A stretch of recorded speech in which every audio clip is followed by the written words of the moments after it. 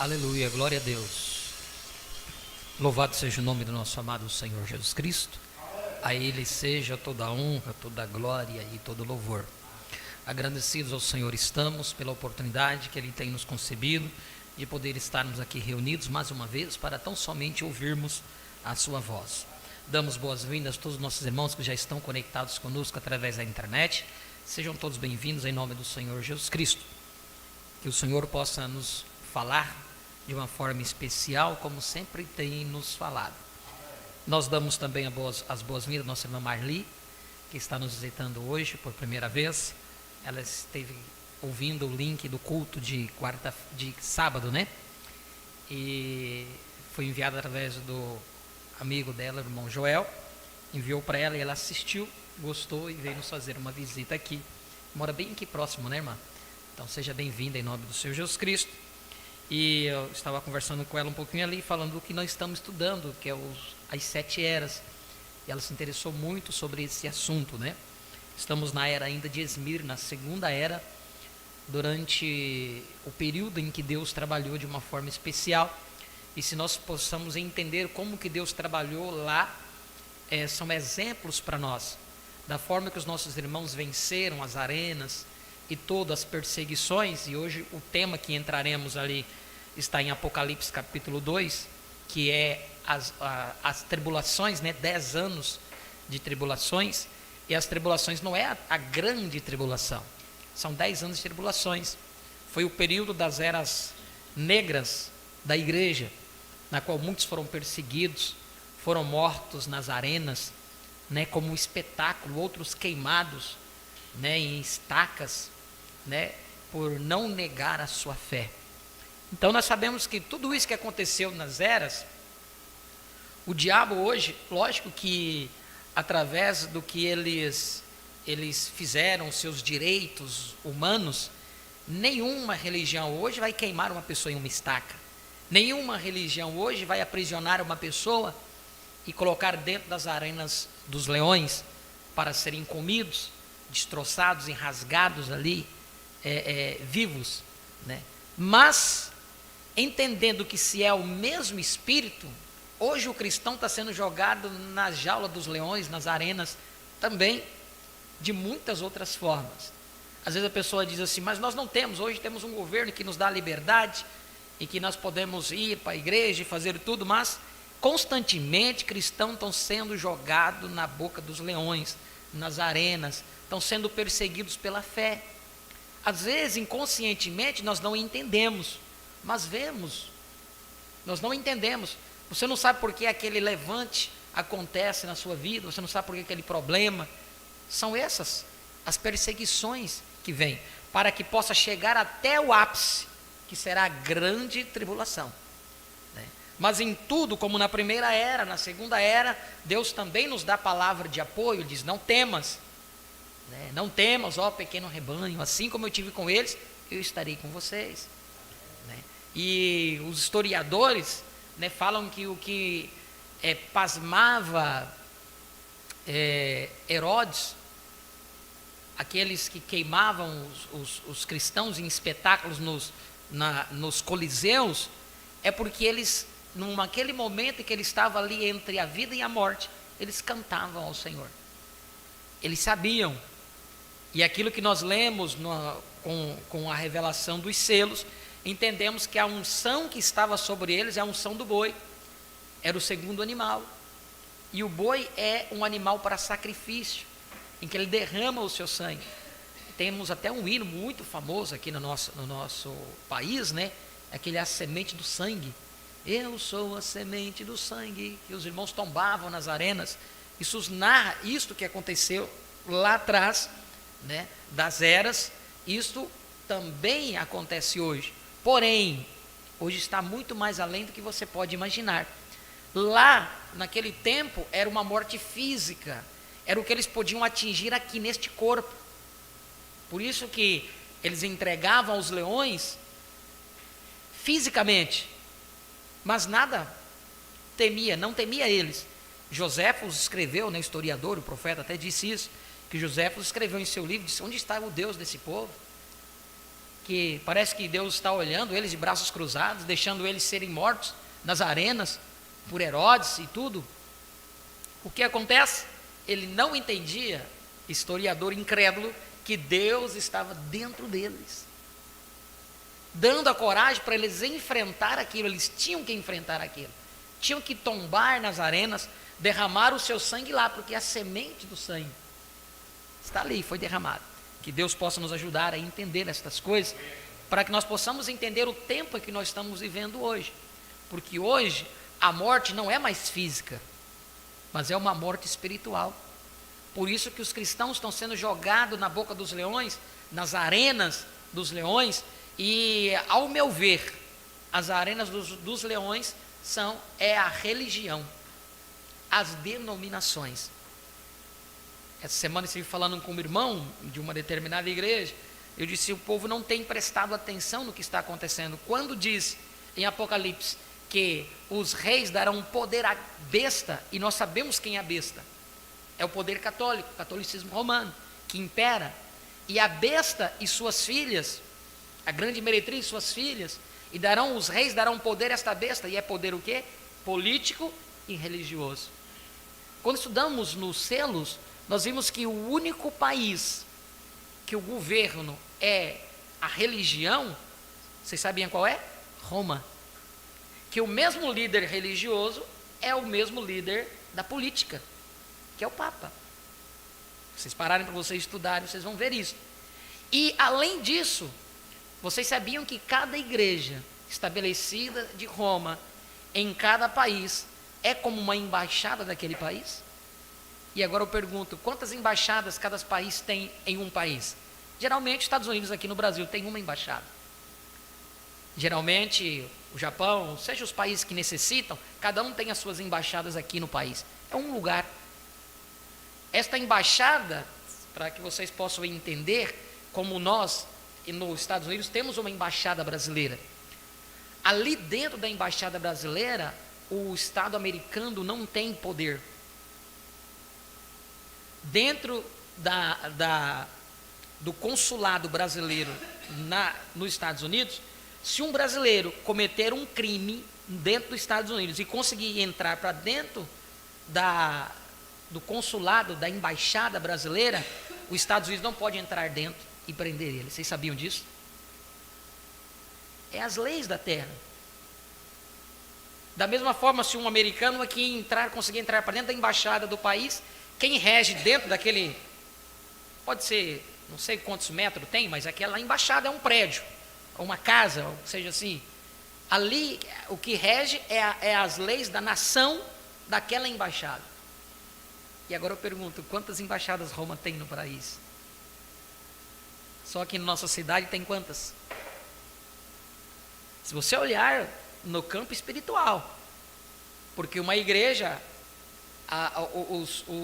os sacerdotes romanos que ferem a lei do país, eles têm uma lei específica para eles vindo de Roma. Se vocês não sabem, vocês devem saber. Tem uma lei específica para julgar eles, e é uma lei de Roma, vindo de lá de Roma. Por quê? Porque fazem parte, estão dentro daquele território que pertence àquela religião. Isso eu só falei isso para que vocês possam abrir a mente e entender que a coisa está mais avançada do que vocês podem imaginar. Por isso que entender como que Deus protegeu os filhos dele durante as eras é um refúgio para nós hoje, no tempo em que nós estamos vivendo. Amém? Vamos todos nos colocar de pé. Leiamos Efésios capítulo 6.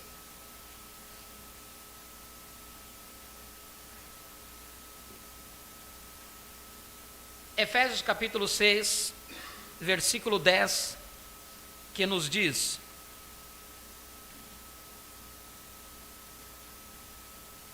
no demais, irmãos meus, fortalecei-vos no Senhor e na força do seu poder.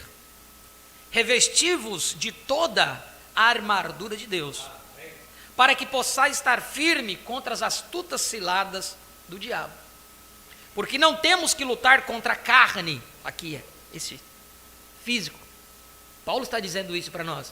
Porque não temos que lutar contra a carne e o sangue, mas sim contra os principados, contra as potestades, contra os príncipes das trevas deste século, contra as hostes espirituais da maldade nos lugares celestiais. Portanto, tomai toda a armadura de Deus, para que possais resistir no dia mau, e havendo feito tudo, ficai firmes. Estai, pois, firme, tendo cingido os vossos lombos com a verdade. Qual é a verdade? A palavra. A tua palavra é a verdade.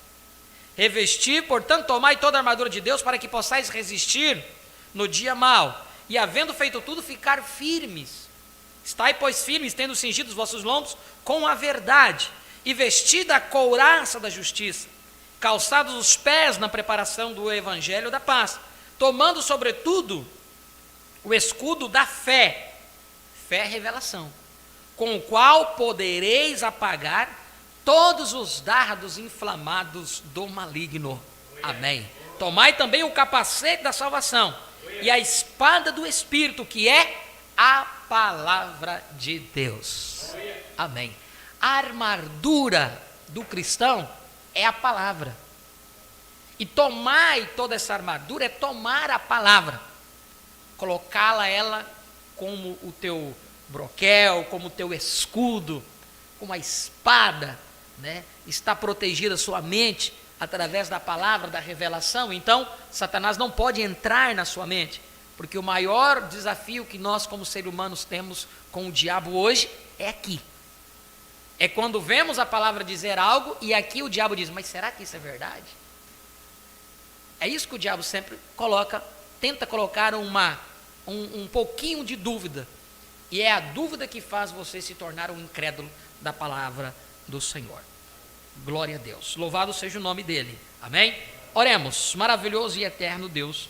Obrigado, Pai, por nos conceder esta oportunidade de estarmos aqui juntos, reunidos com teus filhos, para ouvir a tua voz, aprender um pouco mais da sua santa palavra, Pai. Muito obrigado, Senhor, pela semana de vitória que tu nos concedeste, nos protegeste, nos guardaste, nos livraste de todo mal e todo perigo, abençoaste os nossos trabalhos, na qual lutamos pelo benefício de nossas famílias. Ó Deus, muito obrigado, ó Pai, por ter nos elegido desde antes da fundação do mundo, para podermos ver a tua palavra manifesta no dia em que nós estamos vivendo, ó Pai. Que tu possa nesta noite partilhar o pão da vida para nós, que é a tua palavra, Senhor, concedendo-nos a porção que cada um de nós temos necessidade. Possas curar o enfermo, libertar o cativo, ó Pai. Esta é a nossa oração e o nosso pedido, em nome de Jesus Cristo. Amém e amém. Canta minha alma, canta ao Senhor. Que segurança! É o louvor que nós vamos cantar todos juntos agora. Vai aparecer a letra aqui, para que aqueles que não saibam possam acompanhar e cantar, adorar a Ele. A adoração, ela é feita através de cada um de nós. Nós não viemos aqui para assistir, nós viemos aqui para adorar a Ele. E quando é momento de adorar, adoremos todos juntos, cantando a Ele. Amém. Que segurança sou de Jesus. É verdade, Pai. Eu já desfruto o gozo na luz. Sou por Jesus, Herdeiro de Deus, herdeiro de Deus. Ele me leva à glória do céu. Canta minha alma, traga ao Senhor. Ele lhe serve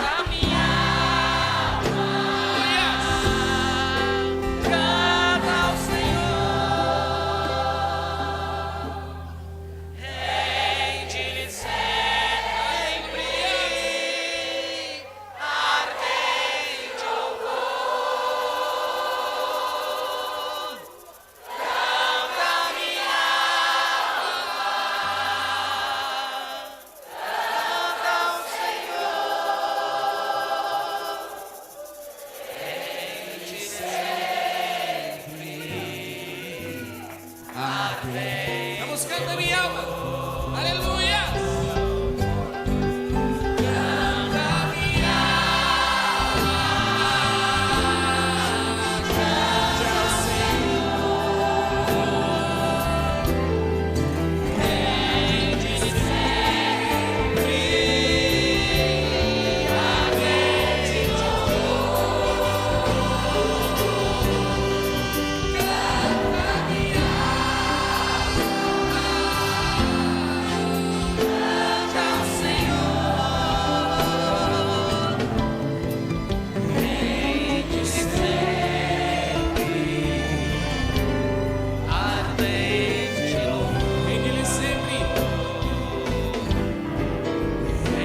de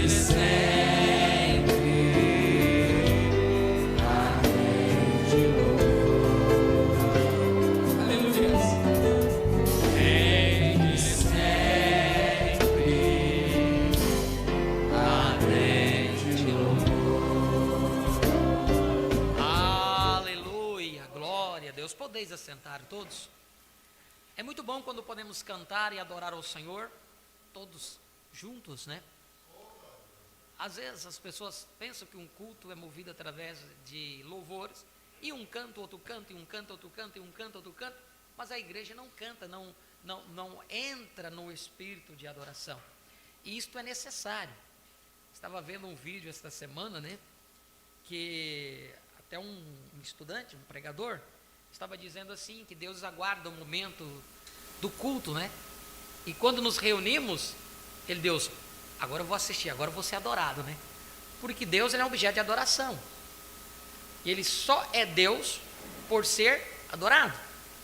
Então ele diz, então agora eu vou ser adorado, vamos ver. Como ele começa a ouvir, assistir o culto, aí o povo começa, você vai vencer, Deus vai tirar você do cativeiro, e vai aquilo, e vai ali, Deus vai te dar isso, Deus vai te dar aquilo, e aí Deus é o socorro teu, e tal, mas não, nada se exalta a ele.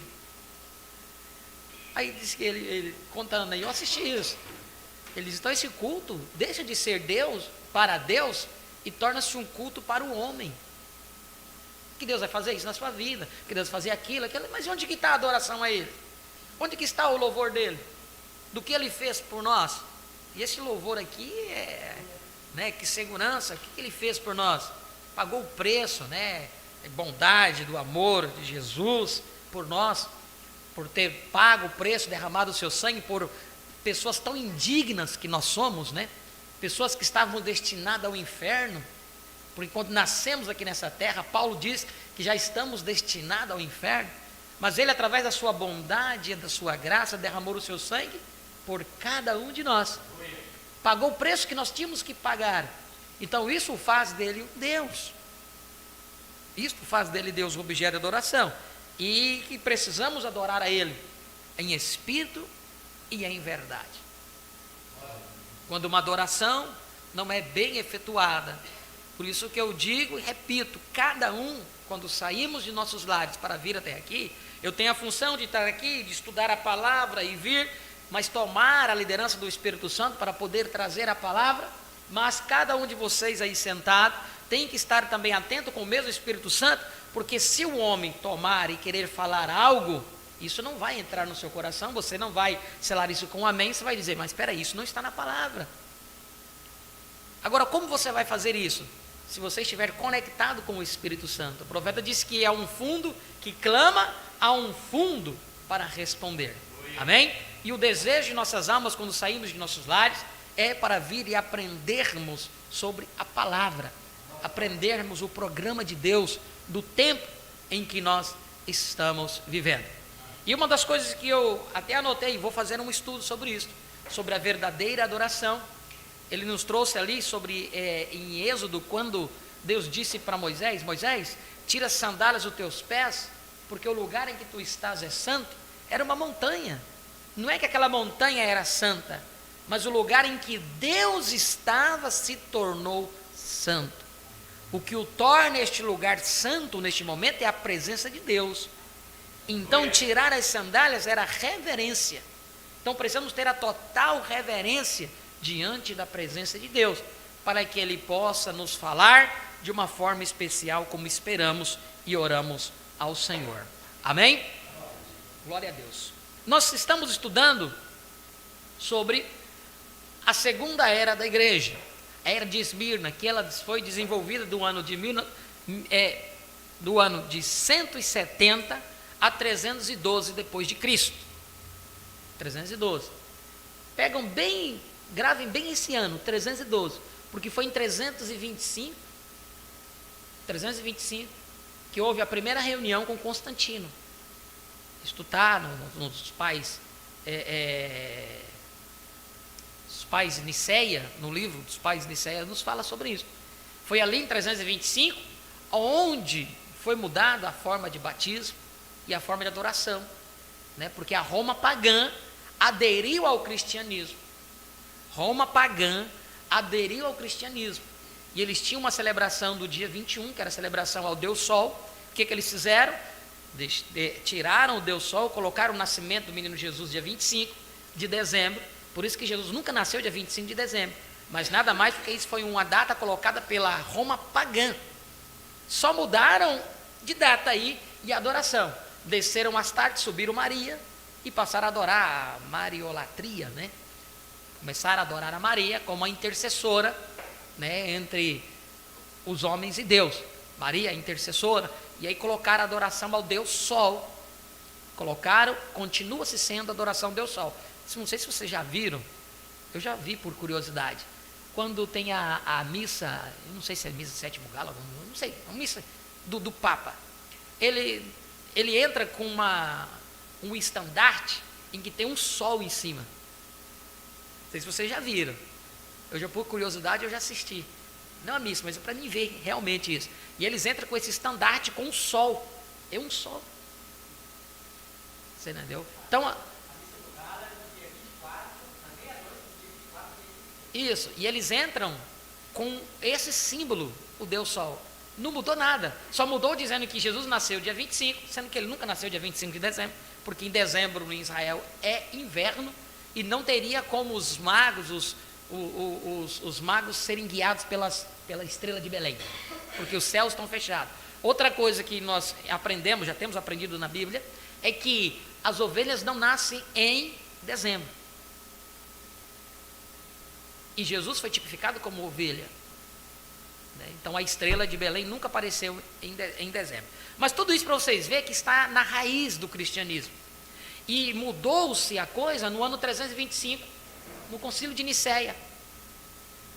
Primeiro concílio de Niceia.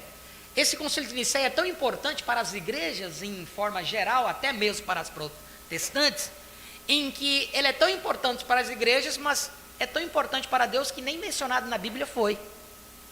Porque não tinha nenhum real filho de Deus do tempo com interesse nesta reunião. Mas lá nesta reunião, aonde mudaram o batismo, tiraram o batismo do nome do Senhor Jesus Cristo, porque tem documentos que provam que no ano 317, a Igreja Católica batizava no nome do Senhor Jesus Cristo. 317. E a partir do 325 mudaram, tiraram o nome do Senhor Jesus Cristo e colocaram o Pai, Filho e Espírito Santo, na qual não é nome. Eu sou pai e sou filho, mas eu tenho um nome.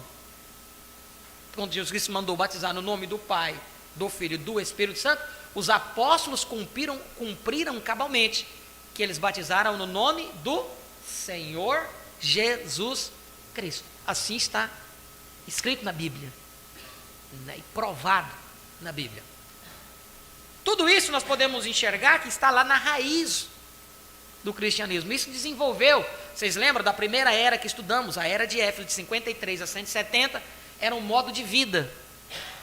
Os cristãos, bem pobres, nas eras está lá escrito, eles reuniam-se em catatumbas no cemitério, onde ninguém poderia perseguir eles, em porões. Então eram pessoas, cavernas, eram pessoas que não tinham condições financeiras, mas o evangelho começou a alcançar aqueles que tinham posses. Então eles começaram a trazer o povo, começaram a colocar em lugar mais bonito e tudo, e começaram a dar dinheiro para os pobres, para os irmãozinhos, começaram a sustentar, a bancar. Então nós aprendemos que na era um modo de vida, foi mudado esse modo de vida, e aqueles que viram isto como um laço do inimigo, porque as pessoas começaram a ter esses homens que tinham dinheiro em estimas.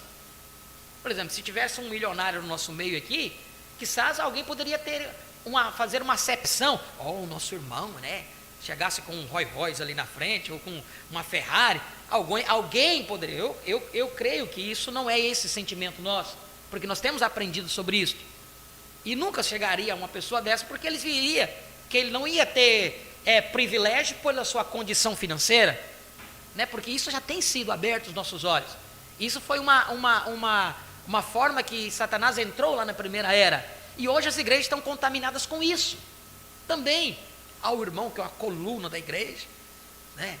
Vocês lembram quando foram ao profeta? O profeta recusou 5 cheques de $1 milhão. Porque o senhor orou pela minha esposa foi curada, e eu quero de gratidão dar isso aqui para você. Ele disse, não, quem curou ela foi Jesus. Pegue seu cheque, rasgou, está fora. Qual é o homem que faria isso?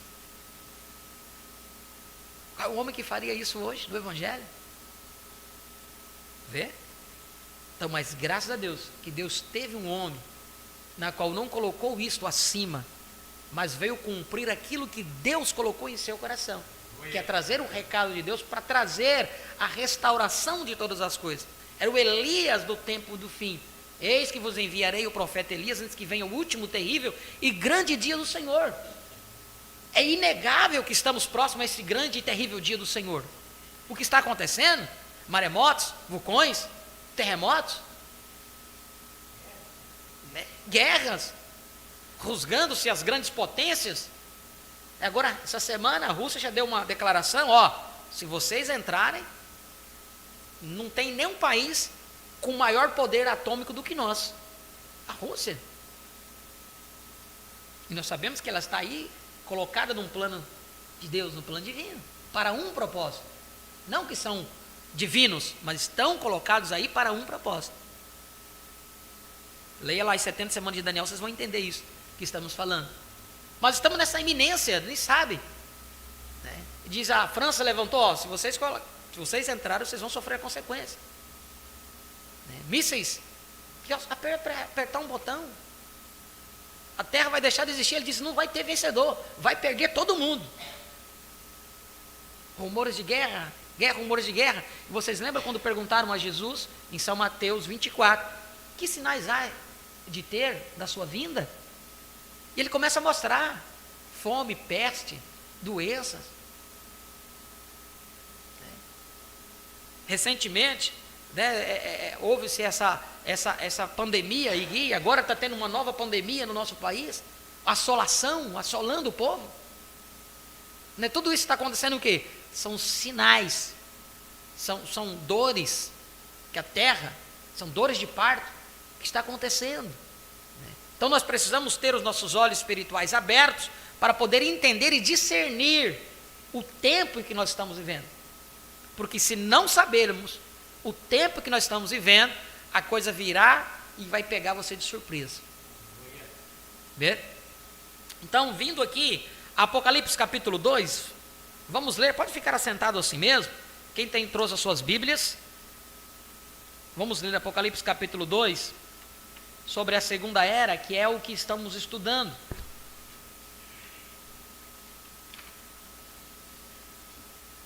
Apocalipse capítulo 2, versículo 8 ao 11. Nós estudamos a primeira era, que veio do Apocalipse capítulo 2, versículo 1 ao 7. Vimos tudo.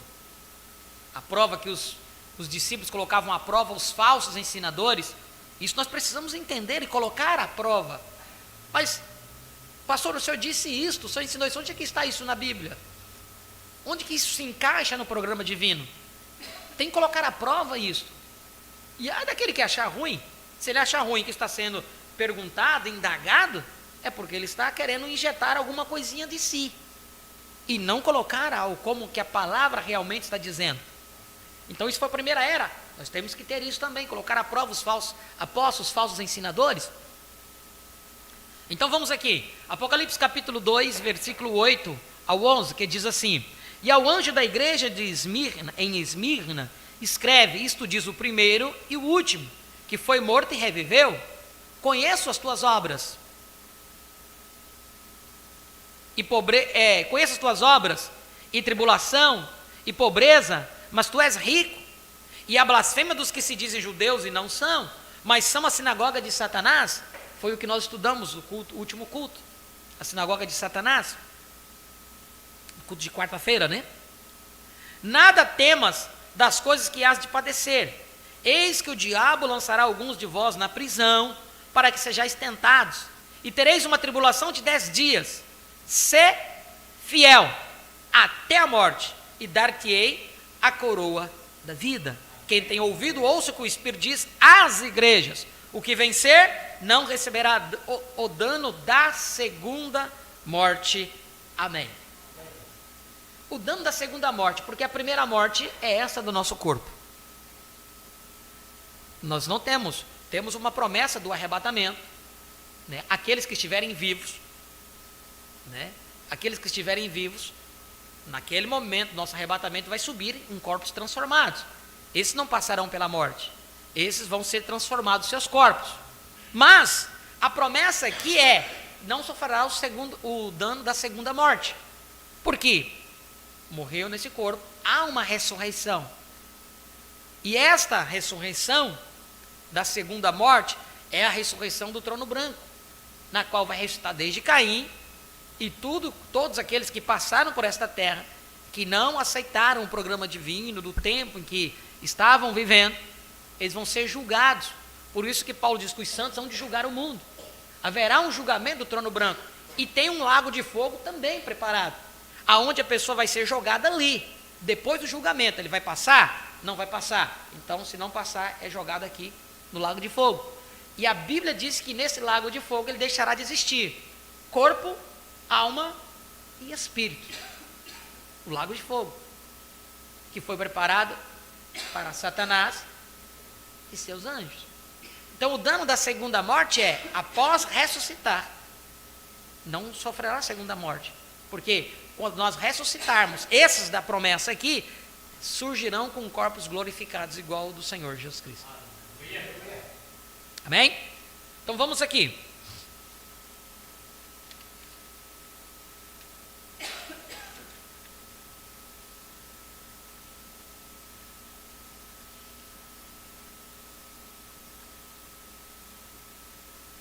Só um momento aqui que eu pulei a página.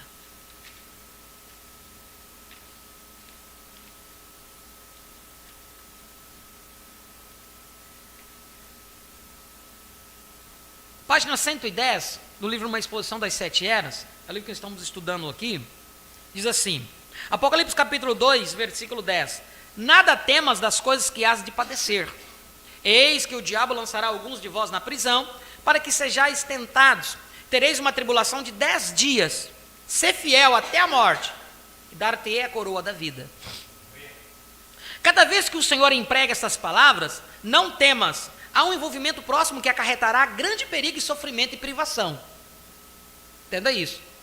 Quando Deus coloca a palavra não temas, está prevendo que haverá algo. É um anúncio para você. Não temas. Não se preocupe.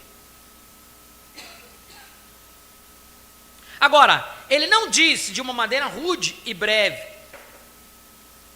está vindo tribulação. Isto assustaria as pessoas. Porém, como uma mãe que está para apagar a luz, diz gentilmente ao seu filho, para que não se assuste. Não tenhas medo, pois a luz se apagará e ficará escuro. Mas lembra-te de que eu estou aqui contigo. Assim ele diz: não tenhas medo do homem ou do que ele vos possa fazer. Eu estou convosco, a minha graça vos basta, aleluia. Quando passardes pelas águas, elas não vos submergirão, quer dizer, não vão afundar você, nem mesmo na morte sois vencidos, vós sois mais do que vencedores. Paulo em 1 Coríntios 15, 51, se você lê ali, ele fala sobre uma transformação, o corpo imortal e glorificado. Ele diz: onde está a morte, o teu aguilhão? Quer dizer, a morte havia perdido o seu ferrão da morte, o seu poder. Onde está a morte, o teu aguilhão? Onde está o inferno, a tua vitória? Por quê? Porque uma vez quando eles ferroaram a Jesus, havia um propósito, que quando a morte de Satanás ferroou a Jesus, ela perdeu o seu ferrão. Por isso que Jesus vem e diz assim: o crente não morre, ele dorme. Lázaro não morreu, Lázaro está dormindo.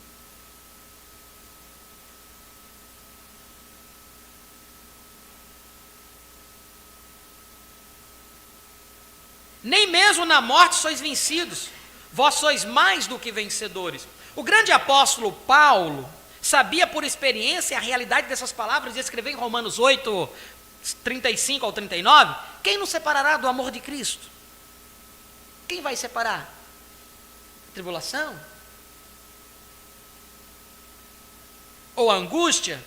Ou a perseguição? Ou a fome? Ou a nudez? Ou o perigo? Ou a espada? Quem nos separará?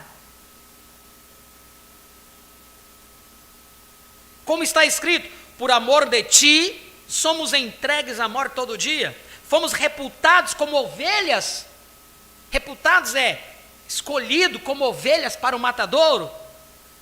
Mas em todas estas coisas, somos mais do que vencedores. Por aquele que nos amou. Ele nos amou. Porque estou certo de que nem a morte, nem a vida, nem os anjos, nem os principados, nem as potestades, nem o presente, nem o porvir, nem a altura, nem a profundidade, nem alguma outra criatura nos poderá separar do amor de Deus que está em Cristo Jesus, nosso Senhor. Não devemos temer, não devemos temer. Seu amor lança fora todo o temor. De antemão, vocês lembram da mensagem? Quando chegou diante de nós, frente a uma pandemia, e veio uma palavra profética: não temas. Não temas. E se eu colocar máscara? Não vai adiantar. E se eu me esconder lá embaixo? Não vai adiantar. Se eu passar alvejante na minha mão? Não vai adiantar. E quantos anos foi dada essa palavra para nós? E realmente não adiantou. Não adiantou.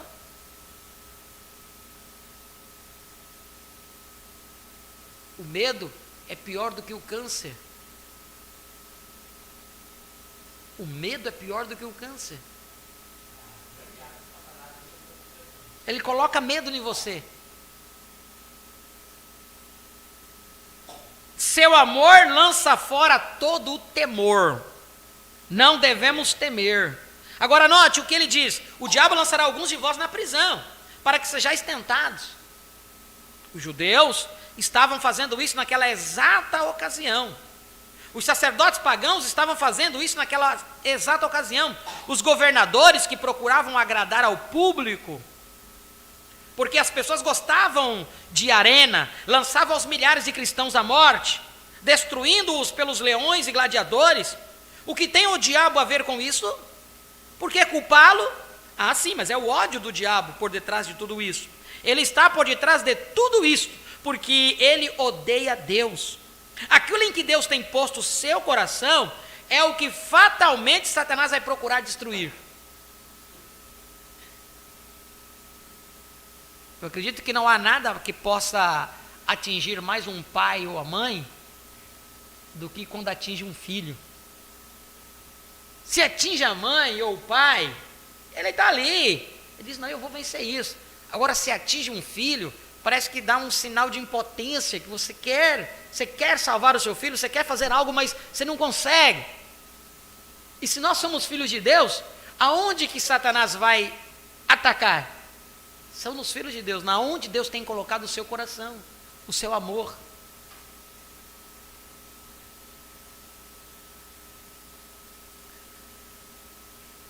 Ele está por detrás de tudo isto, porque ele odeia Deus. Aquilo em que Deus tem posto o seu coração é o que fatalmente Satanás vai procurar destruir. Mas observe, eis aqui alguma iluminação. Se Satanás está por detrás dos judeus, que estão trazendo os cristãos aos tribunais, então os judeus não são da religião de Deus, mas do diabo. Seu ajuntamento é também da sinagoga de Satanás. Se a Igreja Católica Romana matou multidões de crentes nas eras negras, sim, e em todas as eras, então eles são do diabo e pertencem a Satanás também. Não foi isso que Jesus disse? São João 4. Vós tem por pai o diabo, e querem satisfazer o desejo dele. Ele foi homicida desde o princípio. Quem foi o primeiro homicida? Caim. Lá no céu não houve morte. A primeira morte que houve foi aqui. E por que Jesus chamou Caim filho do diabo? Como nós estudamos na primeira era, Caim é filho de quem? Vocês lembram que quando Deus, se vocês lerem lá em Gênesis, capítulo 1 e 2, vocês vão ver que Deus deu uma ordem da multiplicação. Cada semente produza segundo a sua espécie. Quem produziu Adão? Quem criou Adão? Deus. Deus de Adão tirou uma costela e fez para si uma esposa, Eva. Amém? Saiu de Deus. Como que Satanás podia sair de Deus? Como que o diabo podia sair de Deus? Então aí está uma pergunta. Caim era filho de quem? Nunca foi Caim filho de Adão. Assistam os 3, acho que é 3 cultos atrás, nós falamos sobre isso. 3 cultos atrás, está aí, o Tabernáculo do Senhor em Ariquemes. Está aí no canal. Na primeira era, nós falamos sobre isso ainda. Então veja, se Satanás está por detrás dos judeus que estão trazendo os cristãos aos tribunais, então os judeus não são da religião de Deus, mas do diabo. Seu ajuntamento é também da sinagoga de Satanás. E se a Igreja Católica Romana matou multidões de crentes nas eras negras, sim, em todas as eras, então eles são do diabo e pertencem a Satanás também. E se você pensa que isso é chocante, espere apenas até que a profecia de Apocalipse 13 seja cumprida. É surpreendentemente verdadeiro que os Estados Unidos da América está nesse capítulo. O número 13 é o símbolo desta nação. Ele começou com 13 colônias, sua bandeira tem 13 estrelas, 13 listras, e ali está o seu destino no capítulo 13. Nesta imagem que é mencionada neste capítulo, será encontrada toda a iniquidade da besta que está diante dela. Acho que foi no culto passado, eu disse, os Estados Unidos foi formado por 13 colônias de protestantes. Não tinha nenhum católico no meio. Estados Unidos foi formado, um país formado por protestantes. E por 2 vezes na história desse país, um presidente católico subiu ao poder. Pela 2ª vez, agora, o presidente atual dos Estados Unidos é um católico. De uma nação que foram levantadas como protestantes.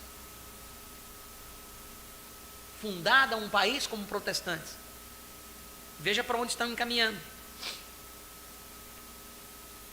Sua bandeira tem 13 estrelas, 13 listras, e ali está o destino do capítulo 13. Nesta imagem que é mencionada neste capítulo, será encontrada toda a iniquidade da besta que está diante dela. Assim como a besta levantou no concílio de Nicéia, a igreja, a imagem surgirá do concílio mundial de igrejas com todo o poder ímpio e satânico para dar vazão à ira do diabo sobre a verdadeira vinha de Deus. Será um desempenho repetido de toda a astúcia e crueldade diabólica. Aqueles que combatem os humildes de Deus e zombam e destroem, deixe que o façam, eles o farão mesmo. Tudo no nome de Deus e da religião, mas eles mentem, eles não são de Deus, são de seu pai, o diabo. Eles, por meio de suas obras contra qualquer pessoa, mostram o que na realidade são. Desde que se organizem e repudiem o pequeno rebanho, eles apenas revelam mais a todos que são do diabo. Eles são a falsa vinha, a vinha que mata. Seu ódio prova que eles são. A igreja nicolaíta anticristã é quem eles são. Eles serão lançados na prisão, sim, eles são levados aos tribunais, falsamente acusados e provados e aprisionados. Evidentemente, tudo é feito em nome da religião e decência, e inocência ultrajada. Tudo feito por uma obra, tudo feito por uma boa causa. Isso me faz pensar na Suprema Corte, decidindo sobre oração, leitura da Bíblia nas escolas. Quem está por detrás disto? Satanás está.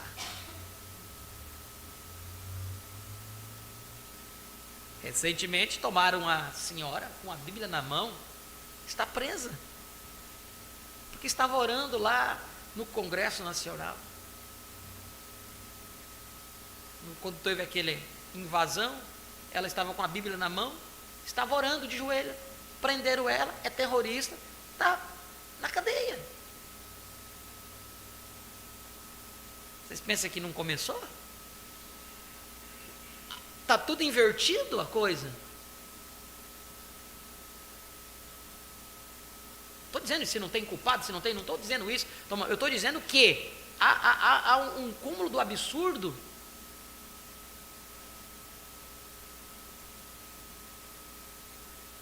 Vocês lembram quando nós falamos aqui? Uma corte corrompida, toda a justiça de um país está corrompida. Se corrompe.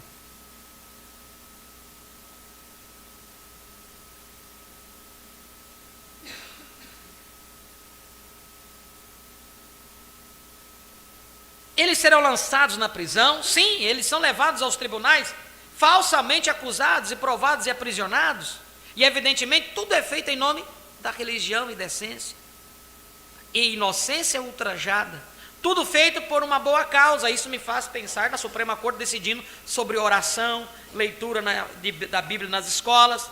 Quem está por detrás disso? Satanás está. É simplesmente outro acesso de ira contra Deus. Isso lá atrás já estava sendo decidido isso. Imagina hoje o que está sendo decidido nas escolas.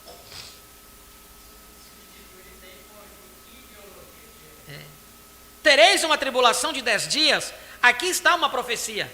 Com ela está. Aí eu venho e te pergunto. E eu fiz essa pergunta para um irmão essa semana, conversando com ele de uma determinada igreja. Eu disse: irmão, você acha que você colocar políticos crentes cristãos lá no Congresso, você vai resolver toda a coisa? Ele ficou pensando, olhando para mim. Eu disse: não vai resolver. Sabe por que não vai resolver? Porque a coisa tem que acontecer. Como foi nos dias de Noé, assim seria na vinda do Filho do Homem. Como foi lá nos dias de Sodoma e Gomorra. Se nós olhar para Sodoma e Gomorra, a promiscuidade que era ali, o homossexualismo. Vocês estão me entendendo? Então, tudo tem que estar aí, tem que cumprir. Aí você acha que você vai conseguir impedir de Deus cumprir as suas escrituras? Deus não vai.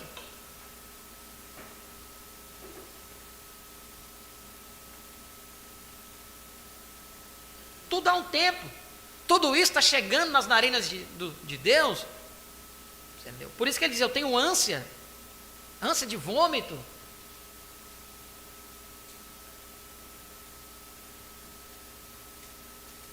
Quem está por detrás disso? Satanás está. É simplesmente outro acesso de ira contra Deus. Tereis uma tribulação de 10 dias. Aqui está uma profecia e com ela está o meio de determinar a duração da era de Esmirna. Diocleciano, o mais cruel de todos os imperadores, desencadeou uma campanha de terror contra os santos de Deus, que se não fora pela misericórdia de Deus, teria exterminado todos os crentes. Foi a mais sangrenta da história e durou 10 anos. Os 10 dias de Apocalipse 2, 10, de 302 a 312. 10 anos. Ser fiel até a morte. Ele não diz ser fiel até que chegue a morte, mas até na morte. Você pode ter que selar o seu testemunho com o seu sangue. Milhares, sim, milhões, têm morrido durante todas as eras. Eles morreram na fé, como Antipas, o fiel Marte. Eles não tiveram estima por suas vidas até a morte. Frequentemente pensamos que seria quase impossível ser um Marte, mas procure lembrar que a fé que exercemos diariamente para triunfar em Cristo Jesus é a mesma fé que sustém os Policarpos, todos os mártires. A fé suprema dará graça suprema para a hora suprema. Bendito seja Deus para sempre. Amém. Ser fiel até a morte. E dar-te-ei a coroa da vida, desde que nem mesmo um copo de água fria, dado em nome do Senhor, deixará de receber recompensa. Quão grande será a recompensa daquele que dá sua vida como mártir pelo nome do Senhor Jesus. Talvez possamos obter uma pequena ideia se compararmos esta coroa com a coroa ganha em uma corrida. Em 1 Coríntios 9, 24, Paulo diz: não sabeis vós que os que correm no estádio todos na verdade correm, mas um só leva o prêmio? Correi de tal maneira que o alcanceis. A coroa dada ao vencedor da corrida olímpica era uma grinalda de ramos de oliva. Mas a coroa mencionada aqui em Apocalipse, dada ao mártir, é a coroa de realeza. Aleluia. Jesus a chama de coroa da vida. Uma coroa é para aqueles que se esforçaram, e outra é para aqueles que deram. Ambas são corruptíveis. Elas não perecerão. Os vencedores da corrida terrena da vida, breve perderão a alegria dos aplausos do mundo. A glória deles se desvanecerá, mas aqueles que dão suas vidas para Deus, quer pelo esforço diário, quer pelo derramamento de seu sangue, como sacrifício supremo de suas vidas, será dada a coroa da vida. Pouquíssimo tempo é gasto em trabalhar pelas recompensas eternas de Deus. O galardão de Deus é muito pouco estimado. Se cremos na realidade da ressurreição do corpo e num reino de substância eterno, então devemos armazenar no céu esses bons tesouros que estão disponíveis para os fiéis santos. Aleluia. Ser fiel e dar-te-ei a coroa da vida. Deus animando-nos sempre, sempre, sempre. A recompensa por vencer. Apocalipse capítulo 2, versículo 11. Quem tem ouvidos, ouça o que diz o Espírito às igrejas. O que vencer não receberá dano da segunda morte.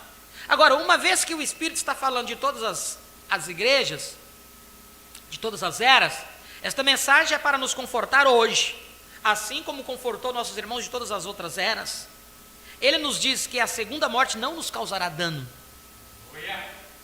Todos nós sabemos que a segunda morte é o lago de fogo. Apocalipse capítulo 20, versículo 14, dizia: a morte e o inferno foram lançados no lago de fogo. Esta é a segunda morte. Evidentemente isso significa que todos aqueles que estavam lá dentro foram lançados no lago de fogo. Pois bem, quero salientar algo aqui para você. Não há dúvida de que isto fará as pessoas comentarem sobre a minha estranha doutrina, mas eu permaneço aqui sobre a autoridade da palavra de Deus e nego que o incrédulo vá para o inferno eterno e queime lá eternamente. Por que não existe um inferno eterno? Porque ele foi criado. Tudo que foi criado não pode ser eterno. Ele teve um início, então ele tem um fim. Vamos ver aqui.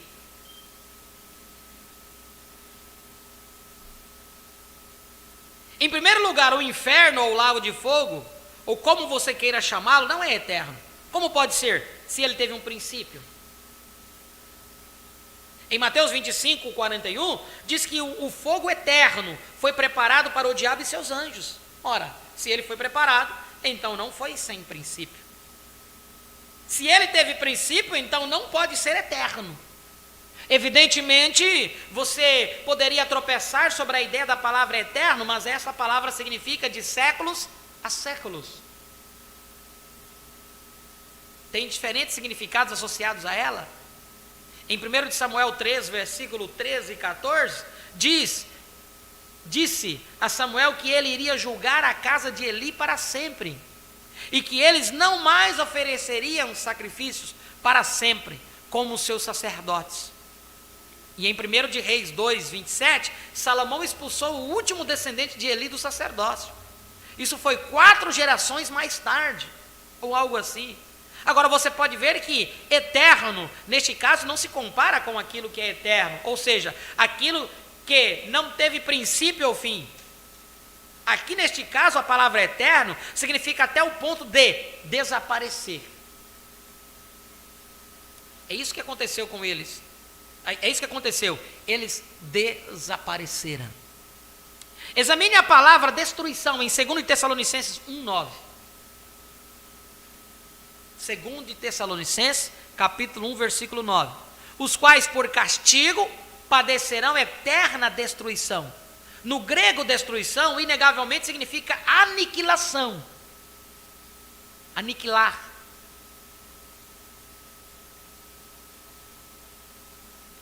E a palavra destruição não significa destruindo. Agora, destruindo significa algo continuamente em declínio.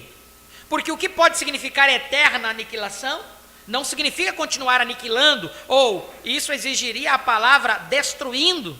Um lugar de destruição significa destruir até o ponto final, acabar com aquilo.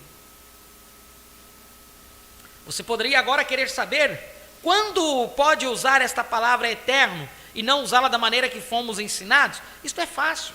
Quando se aplica a Deus, significa ser sem princípio ou fim, e permanecendo sempre e jamais cessando. Quando você fala de vida eterna, tenha em mente que é a vida de Deus. E o testemunho é este, que Deus nos deu a vida eterna, e esta vida está no Filho. Quem tem o Filho, tem a vida. Aleluia. Pois bem, somos filhos de Deus. Somos filhos de Deus, tem vida eterna. Somente filhos de Deus têm vida eterna. A espécie de vida que nunca teve princípio, mas sempre existiu. Isso é correto. Você tem algo em você agora mesmo que é eterno, sem princípio ou fim. É o Espírito de Deus. É uma parte do próprio Deus aí. Aleluia. É a vida de Deus. Ora, se um pecador vai para o inferno para depois sofrer, da mesma maneira que você vai para o céu para gozar o céu, então ele já tem a mesma espécie de vida que você tem. Bem, pode haver então aqueles que digam que vida eterna significa o bem-estar dos filhos de Deus. É o bem-estar e satisfação deles que está em jogo.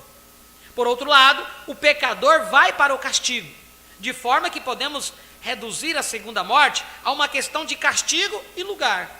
Vida eterna significa o céu e castigo eterno significa inferno. Inferno. Você se surpreenderia com os homens que foram exaltados como teólogos que criam nisto. Mas você sabe o que isto faz? torna a vida eterna uma questão de geografia em vez de uma pessoa. Vida eterna é Deus, o Senhor Jesus Cristo. Como alguém pode crer em tal coisa, que vida eterna seja uma questão de lugar? É mais do que eu possa entender. Pensar nisso me deixaria desconcertado. Não, Senhor, só há uma espécie de vida eterna. Deus a tem. Se temos Deus, temos vida eterna nele, através dele. Portanto, veja você, esta palavra eterno ou perpétuo pode ser aplicada de várias maneiras, mas quando se aplica a Deus, sendo ele o que é, tem um significado, tem um só significado. É a duração de Deus. Você não pode aplicá-la assim para nenhuma outra coisa. Somente Deus é eterno. E porque Ele vive, viveremos com Ele. Agora, não deixe ninguém lhe dizer que eu não creio num lago de fogo e em castigo. Eu creio. Eu não sei quanto tempo durará, mas finalmente será eliminado. Apocalipse 21:8 diz que aqueles pecadores mencionados terão a sua parte no lago de fogo, mas a verdadeira interpretação da palavra não é parte, mas sim tempo. Terão seu tempo no lago de fogo.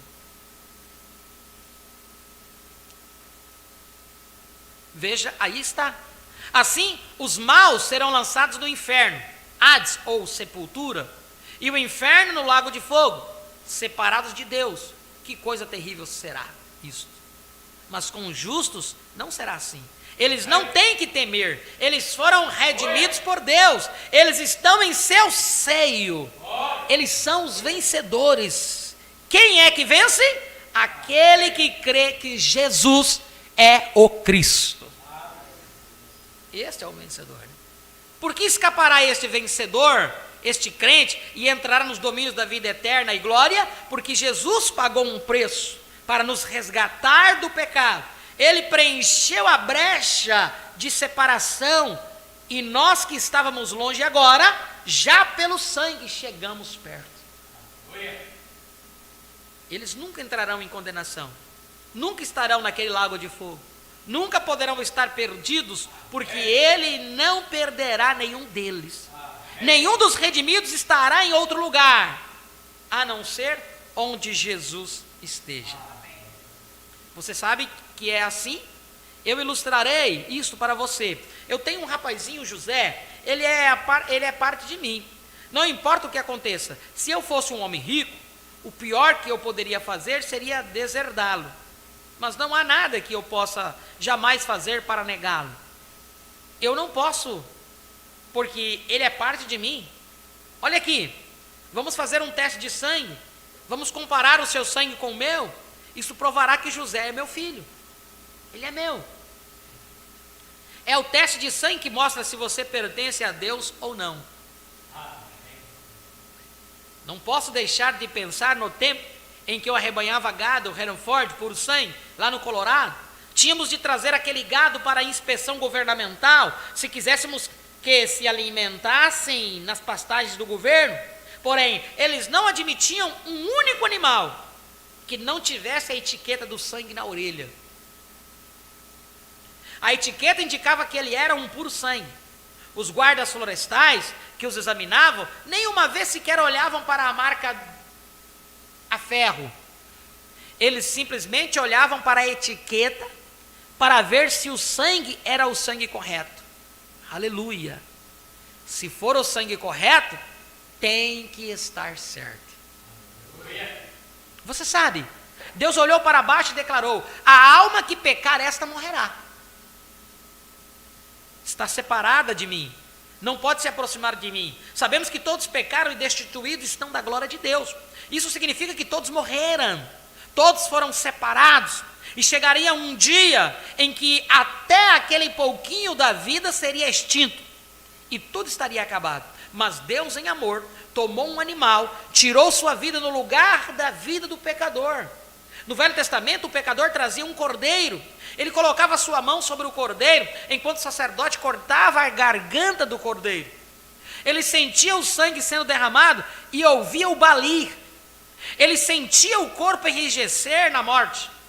Ele via a fumaça do sangue aspergindo subir a Deus. Ele sabia que o cordeiro tinha tomado o seu lugar.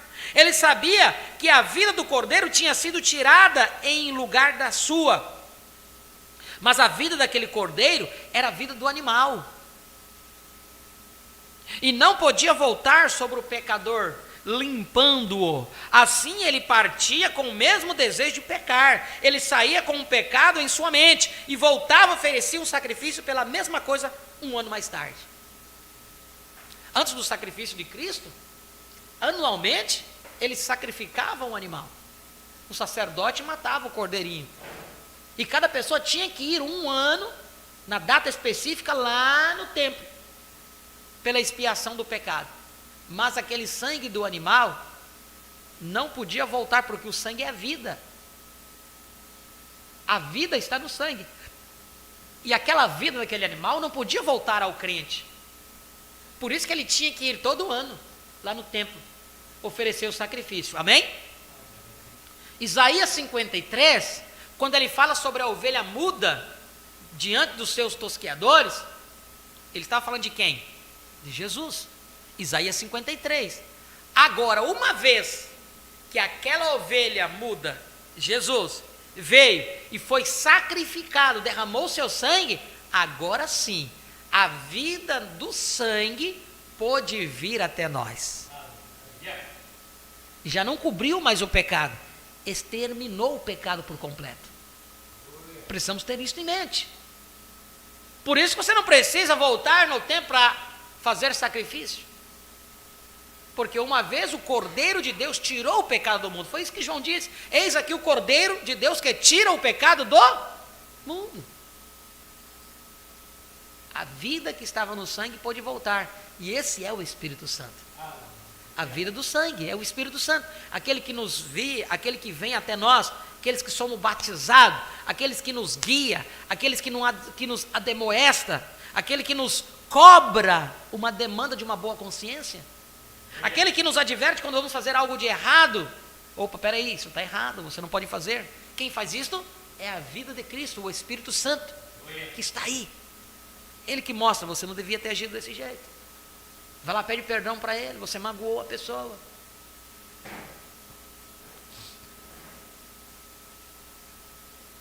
Porém, no Novo Testamento não é assim. O nosso cordeiro moribundo é o Filho de Deus, que deu seu sangue em resgate de muitos. Pela fé, nós nos aproximamos e colocamos nossas mãos sobre este cordeiro, aleluia. Nós o vemos com as feridas sangrentas, costas laceradas, os espinhos cruéis rasgando sua fronte. Sentimos sua dor e ouvimos clamar: Deus meu, por que me desamparaste? E o que aconteceu? A vida que deixou aquela cela do sangue partida voltou sobre o arrependido. Aleluia. A vida que estava nele, em Cristo, voltou sobre nós. Nós voltamos então ser sem o desejo de pecar. E agora temos ódio. E agora temos ódio pelas obras e desejos da carne.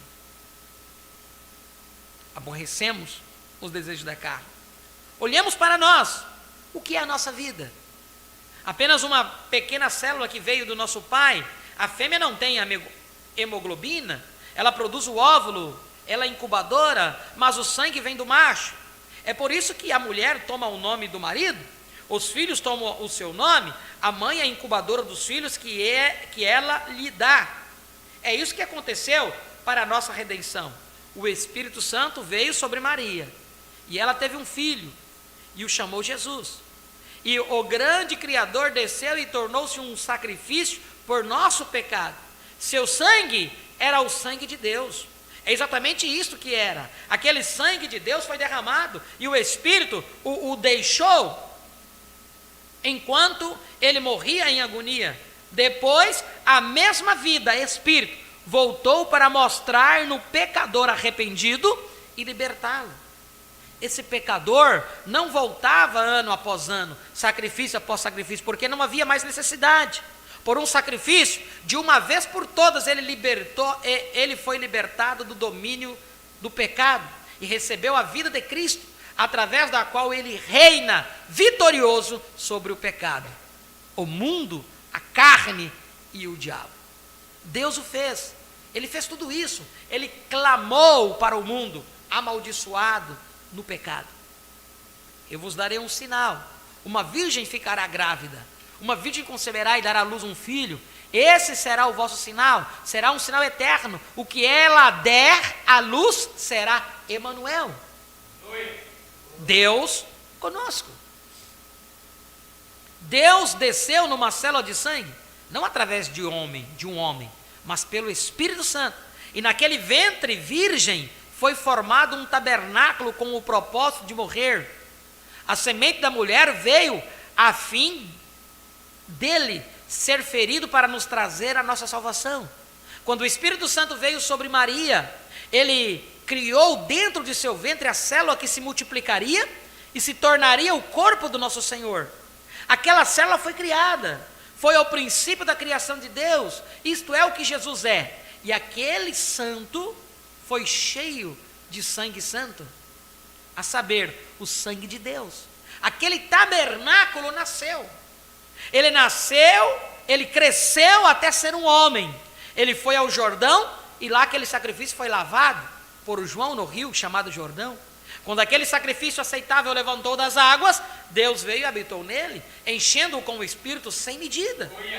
E quando ele morreu e derramou o seu sangue, a perfeita vida de Deus foi liberada para voltar sobre o pecador que aceitasse Cristo como seu Salvador. Oh, quão admirável isto é! Jeová nascer chorando sobre o monte de estrume,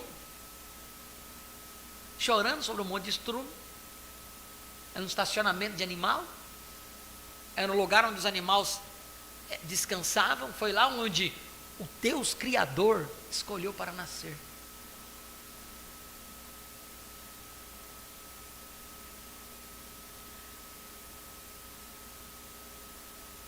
Quão admirável isto é, Jeová nascer chorando sobre um monte de estrume, Jeová nascer numa manjedoura de palha. Ali está o sinal eterno para os orgulhosos e inchados pseudos intelectuais que têm criado sua própria teologia e negado a verdade de Deus. Jeová Deus, um bebê chorando num fétido estábulo. E logo pensamos que temos o direito de ser orgulhosos, empinando os nossos narizes, criticando e agindo como se fôssemos alguém. Aqui está o verdadeiro sinal. Este é o correto. Jeová brincando como um menino, Jeová trabalhando numa carpintaria, Jeová lavando os pés de pecadores, de pescadores. Eu vos darei um sinal, disse Deus, não o sinal de um sacerdócio de colarinho branco, não o sinal de riqueza e poder, não há nada nesse sinal que querereis, ou achareis adequado, porém é um sinal eterno, e o maior sinal de todos, Jeová de pé no pátio da corte, ferido e sangrando com espinhos em sua fronte, cuspido em sua face, escarnecido, desprezado, Jeová desprezado e rejeitado, dependurado nu sobre a cruz, enquanto os hipócritas zombavam, desafiavam-no a descer da cruz, Jeová morrendo, Jeová orando e nada acontecendo. Então Jeová morreu. Este é o sinal para todos os homens agora, não há outro igual a ele, é o grande sinal. Então as trevas caíram sobre a terra, eles o puseram numa tumba, ali ele ficou aqueles 3 dias e noites, até que um terremoto quebrou a escuridão da noite, e ele saiu. Jeová saiu, Jeová subiu ao alto, então Jeová retornou para habitar em sua igreja, amém? Jeová voltou com um vento impetuoso e veemente, e chamas de fogo. Jeová voltou para andar no meio de sua igreja, dar poder ao seu povo. Aleluia. E outra vez, Jeová veio, e desta vez, para permanecer em seu povo, amém? E novamente, Jeová cura os enfermos, ressuscita os mortos, manifesta a si mesmo pelo Espírito. Jeová voltou, falando em línguas, dando a resposta em interpretação. Jeová desceu e levantou a prostituta para não pecar mais.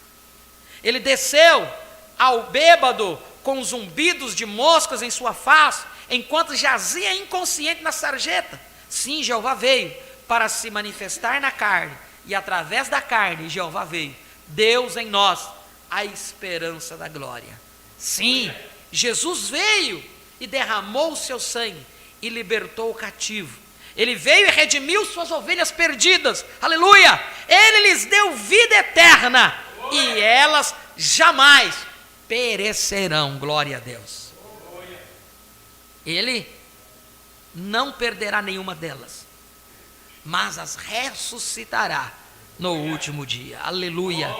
A segunda morte não pode lhes causar dano, ela não tem poder sobre eles, porque eles são do Cordeiro, e o seguem para onde quer que ele vá, amém. Nós vamos nos deter aqui. Vemos até a página 117. Iniciamos no 110. Próximo tema para amanhã será o Espírito Santo em cada era. Satanás nunca pôde entender o plano de redenção. Nós temos aprendido que Jesus Cristo, ele vem nesta terra 3 vezes. São 3 vindas do Senhor. A primeira vinda foi quando ele veio na cruz, para morrer e sangrar, para nos redimir. A segunda vinda, ele vem para tomar posse daqueles que ele redimiu, reclamar. E a terceira vinda, ele vem reinar. Primeira vinda, sangrar. Segunda, tomar posse, entronizar-se, entrar, juntar-se, unir, arrebatar.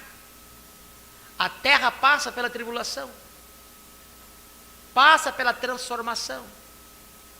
Depois vem Apocalipse 19, rei e rainha casados, estabeleceu o reino milenial, 1000 anos de paz. Onde que nós entramos nisso? No mesmo tipificado com José. Ele foi vendido pelos seus irmãos por 30 moedas de prata. Ele foi rejeitado pelos seus irmãos. O evangelho teve que ser rejeitado pelos judeus para que ele pudesse vir até nós. José precisou ser vendido para que fosse até os gentios, os egípcios. E tudo isso Deus fez o quê? Quando seus irmãos ficaram desesperados quando descobriram que Zafenate Paneah, o segundo do trono depois de Faraó, o segundo, não tinha ninguém acima de José. Onde José passava, eles tinham que dobrar os seus joelhos, eles tinham que reverenciar. E o seu nome era Zafenate Paneah, um nome gentil. Não era José, era Zafenate Paneah. E quando seus irmãos descobriram que aquele grande governador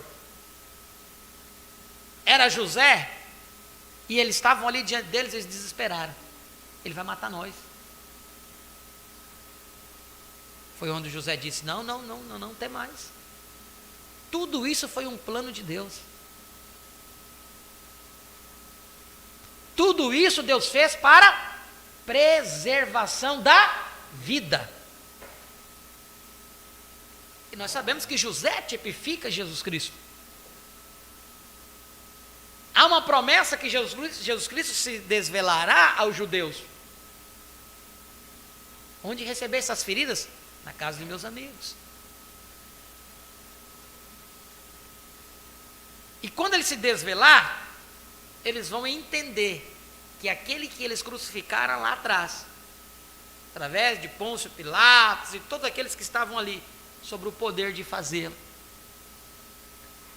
eles vão se desesperar, porque até hoje eles esperam o Messias. Israel até hoje espera o Messias e clama pela vinda do Messias. Mas ele veio e eles não souberam. Havia um propósito de Deus para que o evangelho pudesse voltar a nós, aos gentios. Lembre-se que a José foi dada uma esposa gentia. A Senate Panea era a esposa gentia de José. E quando José se desvelou aos seus irmãos que ele era José, onde que estava a esposa? José, no palácio. A esposa gentia de José. Jesus Cristo tem um propósito na sua segunda vinda de poder casar-se. De casar com uma esposa. Casar-se com a noiva de Cristo. Uma vez ele fez uma promessa que viria, que retornaria. E quando cumpre-se esta promessa, onde acontece o casamento. Então agora você deixa de ser uma noiva e passa a ser a esposa de Cristo. Tem que se entender isso. O processo, a segunda vinda de Cristo é para isso. Para unir Cristo e a sua noiva. Para que possa acontecer o casamento aí. Então precisamos entender como que se dá isso. Que o Senhor possa nos ajudar. Todas essas perguntas que eu disse é para fazer nós começar a trabalhar com nossas mentes. Como que vai se dar isso então a segunda vinda do Senhor? Como que ele vem? Como que ele vem? Vem um corpo físico, um personagem para poder casar com nós? Como que ele vai casar conosco com um corpo físico? São João diz: ainda um pouco o mundo não me verás mais, mas vós me vereis, porque eu estarei convosco e em vós. A vida de Cristo retornando ao crente. E você tem que entender isso. O retorno da vida de Cristo, retornando, vivendo em você. Que o Senhor possa nos ajudar a compreender estas coisas. Feche os teus olhos neste momento. Pai, em nome de Jesus Cristo, nós te agradecemos, Senhor, pela porção da tua palavra, onde nós estudamos aqui sobre essa tribulação, sobre também todos os conselhos que tu tem nos dado para seguir sendo fiel até a morte, porque tu nos daria a coroa da vida. Muito obrigado, Senhor Jesus, por não ter nos mostrado como tu livrasses aqueles nossos irmãos da segunda era ali, de Esmirna, daquelas provações e dificuldades. Porque quando nós olhamos para aqueles exemplos, nós aprendemos como devemos também estar preparados e prontos para escapar ou irromper essas tribulações. Ajuda-nos, Senhor Jesus. Abra o nosso entendimento cada vez mais e mais. Nós te agradecemos por cada um dos teus filhos que aqui estiveram presentes, como aqueles que estiveram conectados conosco através da internet, que partilharam um pouquinho do seu tempo em seu lar, onde quer que se encontrem, para ouvir a tua palavra, estar conosco, alegrando-se cada dia mais e mais na sua presença, Pai. Esta é a nossa oração e o nosso pedido. Tu possas curar o enfermo e libertar o cativo, em nome de Jesus Cristo. O teu Espírito Santo possa completar a palavra, Pai, nos dando também uma noite de paz, de descanso, de proteção. E amanhã às 9 horas da manhã aqui estaremos continuando estudando, ó Pai, todos esses mistérios contidos dentro das 7 eras. Em nome de Jesus Cristo, nós te agradecemos por tudo e te pedimos todas essas bênçãos. Amém e amém. Vamos comunicar aos nossos irmãos que estiveram conectados conosco através da internet. Para nós sempre é uma honra, uma bênção ter todos vocês aí do outro lado, de diversos lugares, né? Amanhã, se o Senhor nos permitir, às 9 horas da manhã, temos a escola dominical e queremos continuar dentro desse tema sobre o estudo das 7 eras.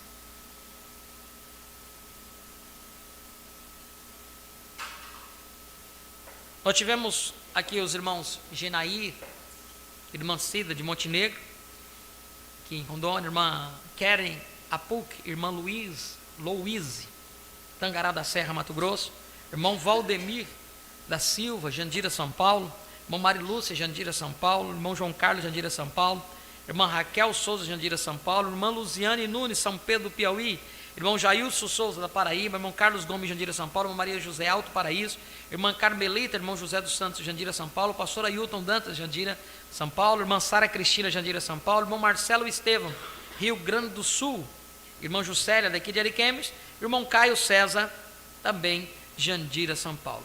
Deus abençoe a todos os nossos irmãos que estiveram aí do outro lado. Temos muitos outros irmãos que não conseguiram comunicar suas audiências. Sintam-se todos abençoados, em nome do Senhor Jesus Cristo. Vamos agradecer ao Senhor com louvor, e após este louvor já estaremos despedidos. A irmã Marli, Deus abençoe pela visita da irmã. Está aberta a estar mais vezes conosco, assim que sentir no seu coração. Não esqueça, de onde estiver, ore por nós, estaremos orando também pela irmã.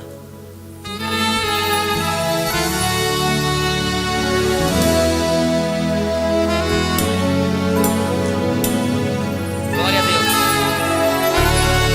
O Pai, o Deus que tudo vê. Quando eu oro a Deus, posso ouvir sua voz falando comigo, dizendo: não temas, filho meu. Sua presença me leva a sentir sua paz. Sigo orando, pois a eternidade é meu lugar. Vou mergulhando em águas profundas, onde está a palavra. Vou mergulhar em águas profundas, tu estarás. Mergulharei até as grandezas encontrar. Me Tornarei a palavra deste dia. Ele é o Pai, um Deus que tudo vê. Ele é o Pai, um Deus que tudo vê.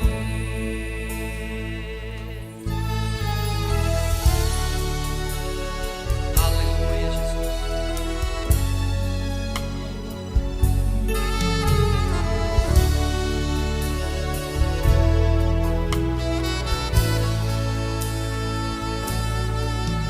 Tu me vês quando estou ao pé de Zimbro, procurando esquecer ou aliviar minha dor. Então eu oro a ti, ó Senhor dos céus, pois a tua palavra é o que me satisfaz. Sigo orando, eu vou orando, me posicionando sobre as trincheiras de Satanás. Eu vou marchando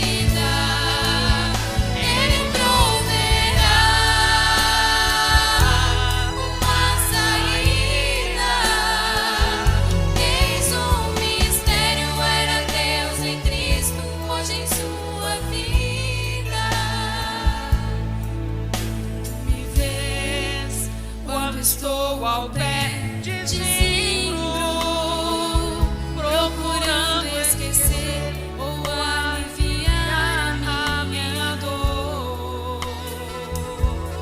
Então eu oro a ti, ó Senhor do céu, pois a tua palavra é o que me satisfaz. Sigo orando, eu vou orando, me posicionando sobre as trincheiras de Satanás. Eu vou marchando, marchando eu vou. O que Deus preparou pra mim, não vou esquecer.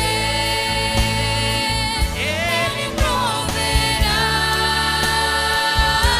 uma saída. Eis o mistério, era Deus em Cristo, hoje em sua vida. Ele proverá uma saída. Eis o mistério, era Deus em Cristo, hoje em sua vida. Eis o mistério, era Deus em Cristo, hoje em sua vida. Eis o mistério, era Deus em Cristo, hoje em nossas vidas.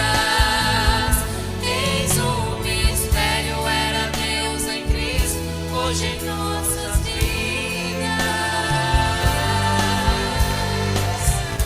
Aleluia. Deus os abençoe em nome de Jesus.